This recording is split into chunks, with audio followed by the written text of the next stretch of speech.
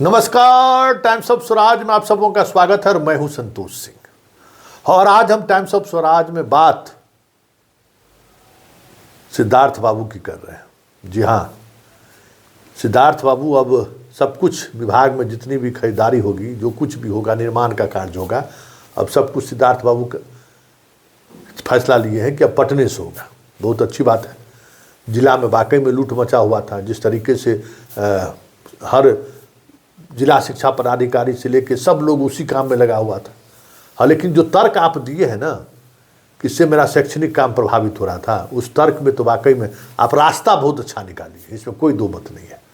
हाँ भाई, जिला शिक्षा पदाधिकारी का काम है पढ़ाई लिखाई हुआ कि नहीं वो देखने का,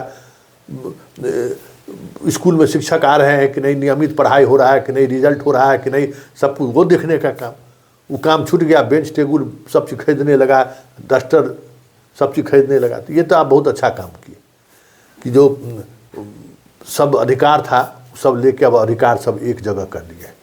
और उसमें एक वजह आपने रखा कि भाई इससे शैक्षणिक काम प्रभावित हो रहा है, ये भी सही बात है। लेकिन दूसरी वजह जो भ्रष्टाचार है, जिस पर आपने चुप्पी साध ली, उस पर आपको बोलना चाहिए था। और अगर आप उस पर अपनी बात उस पत्र पर रखते, पत्र में रखते, जो पत्र आपने जारी किया है, तो हमें लगता है कि तब लगता है कि भ्रष्टाचार के खिलाफ आप जीरो टॉलरेंस के पक्ष में खड़े हैं। क्योंकि सिर्फ वही वजह नहीं रहा, वजह भ्रष्टाचार भी रहा। अभी एक जिला शिक्षा पदाधिकारी के यहाँ कितना राशि निकला है सब आपके सामने में है। 10-11 निगरानी के रडार पर है, किसी भी समय उसके यहाँ छापेमारी हो सकती है। मतलब आप सिद्धार्थ जी, ये आपको तो पता है ना कि सबसे ज़्यादा अगर अभी आय से अधिक संपत्ति के मामले पर लेके अगर रडार पर निगरानी का है, या सबसे ज़्यादा कंप्लेन अगर किसी विभाग के अधिकारियों का निगरानी के पास आ रहा है तो वो शिक्षा विभाग है। देख ही रहे, राजस्व विभाग में मुश्किल से सीओ पर आता है, यहाँ तो बड़े बड़े अधिकारियों पर आ रहा है कि किस तरीके का लूट मचा हुआ है। तो ये जो लूट का जो रास्ता खुला, ठीक है, वहाँ भेजने की वजह से वो खुला, तो उसका कुछ तो उसको कैसे रोका जाए, वो उसका एक ब्लूप्रिंट सामने आना चाहिए था ना। वो सामने तो नहीं आया। हालात क्या है? अगर आप कहिए सही बात है कि सब खरीदारी में लग गया तो इस कारण से प्रभावित हुआ। देखिए, जिला में अभी टेक्निकल ज्वाइनिंग जो विशेष शिक्षकों का होना था, आप ही का लिस्ट है ना, 11,000 से अधिक अभी टेक्निकल ज्वाइनिंग नहीं हुआ है। मतलब टेक्निकल ज्वाइनिंग मतलब नहीं हुआ, मतलब अभी तक विशेष शिक्षक वो बना नहीं है। प्राण में जो सब शिक्षक का प्राण ले रहे हैं, देखिए रहे, सब जिला में तबाह है प्राण बनाने के लिए। और आपका वहाँ जितना बीआरसी में अब 2,000, 4,000, 5,000 रुपया तक कह रहा है कि हम बनाने मिलेंगे। ये कब तक प्राण बनेगा ये बताइए? है, एक तो उसके ज्वाइनिंग में कितना महीना लग गया, विशेष शिक्षक बन भी गया तो 3 महीना हो गया, अभी तक वेतन नहीं मिला। कैसे जी रहा होगा? बीपीएससी वाले का भी आधा जिला में वेतन मिला है, आधा जिला में वेतन नहीं मिला है, खींचमतीरी चल रहा है। तो ये जो मूल व्यवस्था, अगर कहिए खरीदारी नहीं है तो आपका भी मूल व्यवस्था वही है कि भाई उन चीज़ों को देखिए। खरीदारी वाला डिपार्टमेंटे हटा दीजिए शिक्षा विभाग से, दे दीजिए को कोई विशेष विभाग बना दे सरकार, जिसका काम होगा सरकारी विभाग में खरीदारी। क्योंकि खरीदारी का सवाल जहाँ होगा वहाँ गड़बड़ होना ही होना है। असली खेल तो वही हो रहा है।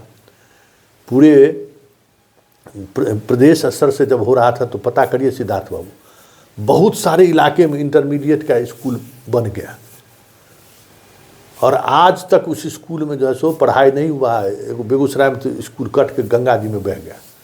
मतलब यहाँ राशि आया कि बैठ के ठेकेदार और अधिकारी मिल के जो है योजना बनाया और बिना बेवजह चीज़ों को पहुँचा रहा। अभी जैसे देखिए ना, विधायक, सांसद और विधान पार्षद कोटा से हर स्कूल में अलमीरा किताब रखने के लिए क्या क्या क्या क्या भेजा जा रहा है। विभाग उस पर नज़र रखेगी ना भाई, क्या आपको ज़रूरत है कि नहीं, आपके पास जगह है कि नहीं, स्पेस है कि नहीं।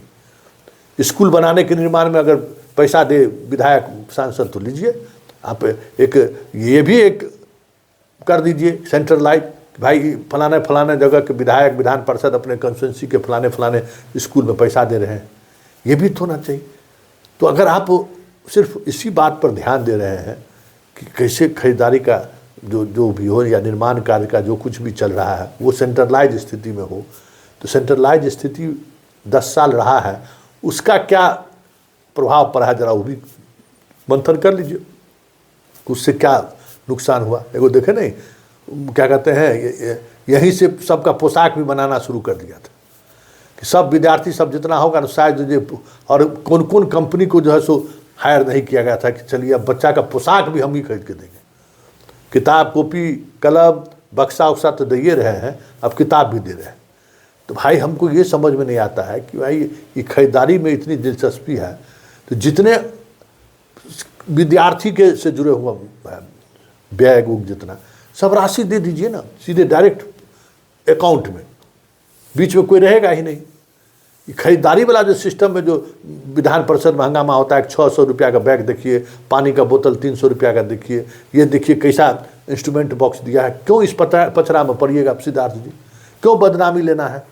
सीधे डायरेक्ट पैसा बच्चों के खाता में। जितनी राशि आप टेंडर निकालिएगा, टेंडर वाला आपूर्ति करेगा, आपूर्ति करने वाला फिर स्कूल पहुंचाएगा।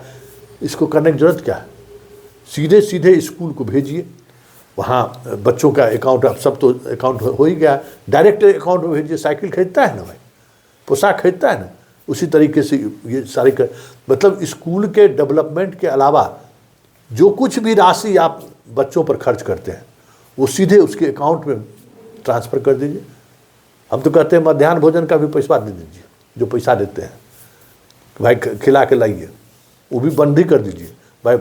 बच्चों के अकाउंट में पैसा चल जाएगा महीना का महीना।